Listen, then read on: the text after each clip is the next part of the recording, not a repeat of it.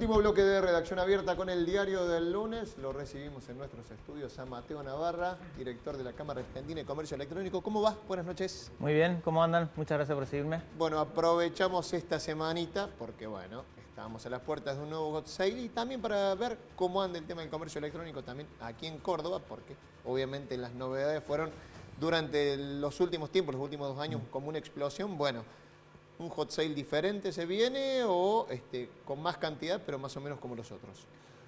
Siempre para Hot Sale, que cae en mayo, inició hoy lunes, son épocas donde por un lado las empresas se animan a hacer algunas estrategias que antes no hacían o que profundizan, y por el lado de los compradores también, en términos generales, se ve demanda. Los datos que hoy tenemos así muy incipientes a día de hoy es que hay un alto volumen de visitas, más altos que lo que fueron temporadas anteriores. Incluso más altos que el año pasado. 2021, 2020, sí. Que 2021, por lo menos que los dos eventos del año pasado. A nivel de compra, sí, en general es como que hay un criterio de ver, de comparar, dejar pasar un poco el tiempo o los días y después sí irse más sobre la compra en ese sentido. Más de 1000 empresas en Córdoba en general, creo que han participado 40 o 50, ese indicador viene creciendo año a año. O sea que en términos generales el evento crece y hace crecer a muchas empresas, sobre todo también del interior del país, que puedan competir con las que están en Buenos Aires o las que están a lo largo del país. Y también lo que venimos viendo desde hace un tiempo es, derivado sobre todo el 2020 de la pandemia, es que hay empresas, en la última encuesta que hicimos, más del 60% de las empresas dijeron que sus ventas en lo digital ya representan el 10% del total. O sea que ya superamos las 2 cifras. Bueno, y eso es un escalón que es importante mantenerlo. Mateo, ahí mencionabas que unas 40, 50 empresas de Córdoba participan en el Hot Sale. Exacto. Y siempre ese fue un indicador un poco tibio, en el sentido de que decían hay poca oferta de empresas de Córdoba. ¿Viene creciendo eso? ¿Todavía crees que se puede aumentar mucho el número de empresas en Córdoba, no? Viene creciendo año a año.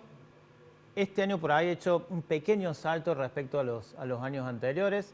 No es por ahí la proporción que siempre vemos de Córdoba aportando el 10, 12 claro, o 15% del PBI. Acá es 4 o 5. Exactamente. Sí, a nivel de visitas, en general Córdoba siempre aporta... No, menos incluso, porque estamos hablando de sí, 1000, es mucho menos. Claro. Es menos en general, en cantidad. Sí hay muchas que aportan después en valor, digamos, al total de lo vendido. Bien. Pero en visitas, que es lo que se mide desde el lugar de la cantidad de gente que ingresa, sí Córdoba participa en términos relativos 10, 11, 12 puntos después de Capital Federal y Gran Buenos Aires. Bien. La provincia de Córdoba, sobre todo la ciudad, la que más visitantes aporta. Y también las empresas a poco se empiezan en ese sentido como a soltar. ¿Y por qué crees que todavía falta un poco de oferta Made in Córdoba? ¿Y cómo trabajan justamente, ¿no?, en el capítulo Córdoba de CASE para promover una mayor participación de empresas de Córdoba en el e-commerce? Primero hay un gran núcleo en Buenos Aires, ¿no? Porque incluso también, pensemos, digamos, por ejemplo, en términos logísticos, todo pasa por Buenos Aires. Digamos, desde Buenos Aires se abastece el resto del país, entonces ahí hay una ventaja competitiva. Hay muchas empresas de Córdoba que, por ejemplo, sí tienen sus depósitos en Buenos Aires y de ahí distribuyen al resto del país, o incluso ya empiezan a integrarse en la cadena de valor hacia atrás con sus proveedores, que directamente dejan producto ahí y empiezan a abastecer al país. Lo que creo que pasó a partir de la pandemia fue que por ahí la cultura empresarial se animó mucho más a esto de lo digital, por un lado por necesidad, locales cerrados, digamos. Creo que también hay un comportamiento generacional del lado de la demanda, aquellos que tienen de 15 a 25 años empezaron a demandar mucho más todavía lo digital, y son los que van a tener en 10 años más un mayor poder adquisitivo y están mucho más digitalizados. Y creo que otro factor que también vemos a nivel, por lo menos nosotros en Locus, a nivel consultoría, es un factor generacional en los tomadores de decisiones entre aquellos que están como saliendo de la empresa, jubilándose y entrando a las segundas o terceras generaciones. Bien. Que vienen con una mayor apertura en ese sentido en lo digital, pero que en los últimos 2 años fue muy rápido ese crecimiento. Eso creo que es súper positivo. Mateo, corregime si estoy equivocado.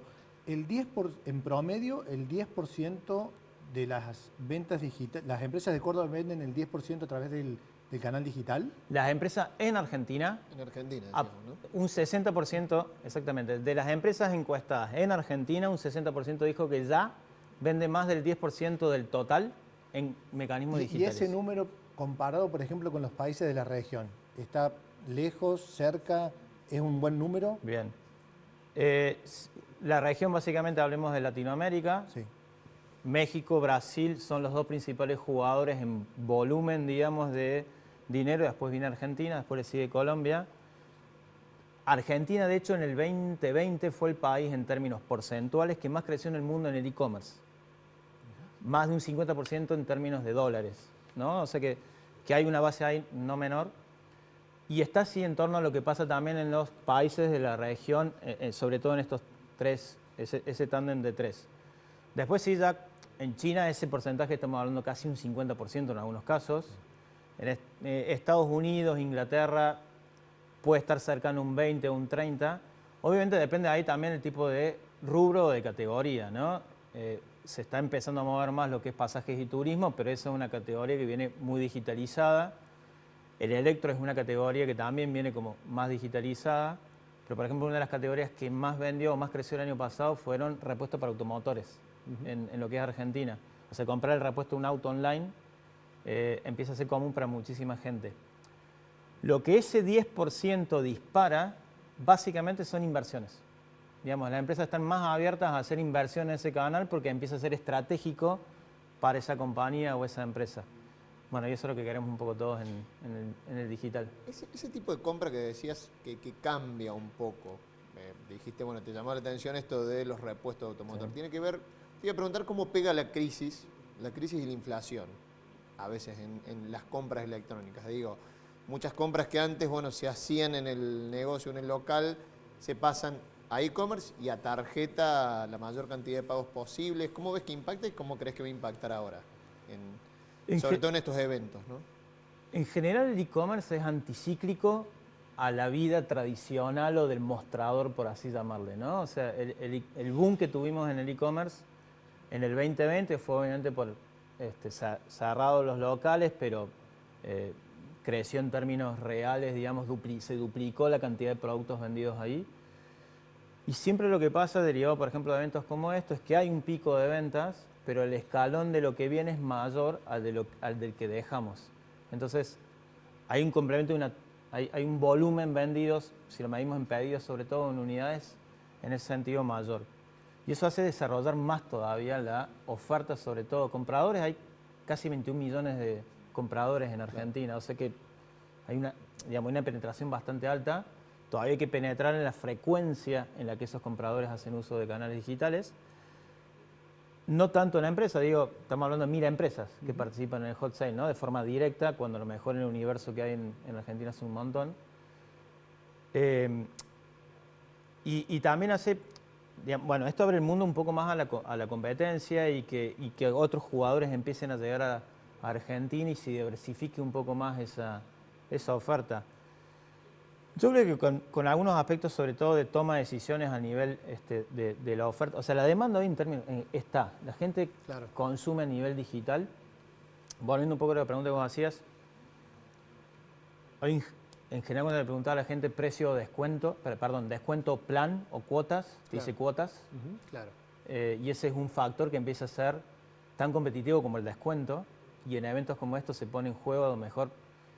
Muchas empresas hacen descuento, pero otras a lo mejor hacen un menor descuento, pero una mayor financiación, sobre todo por, obviamente, cuestiones en el sentido inflacionarias, sin lugar a dudas.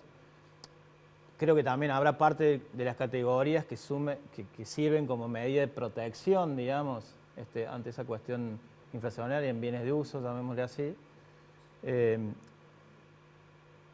Prácticamente el 70 o 75% de las compras en digital son tarjetas de crédito. Claro. O sea que hay una gran incidencia ahí. Y por ejemplo, desde el 2020 empezó a crecer cada vez más las compras con billeteras virtuales. Casi en torno a un 10. O sea, estamos hablando casi que un 85% de las compras que se dan son con tarjeta de crédito o billetera, sumémosle débito. Es muy poquito de lo que queda en efectivo o similar.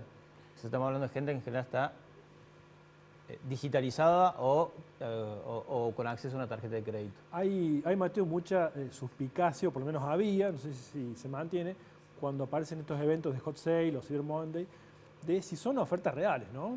Pasa muchas veces que la gente toma capturas de pantalla y ve el precio que estaba para compararlo en el momento de la oferta. Ustedes como CASE tienen un rol ahí, eso se terceriza para un control, en algún momento lo hacía alguna universidad, no sé cómo se controla, ¿no? Que sean reales las ofertas. Se controla por medio de la UBA, la Universidad de Buenos Aires, Bien, claro.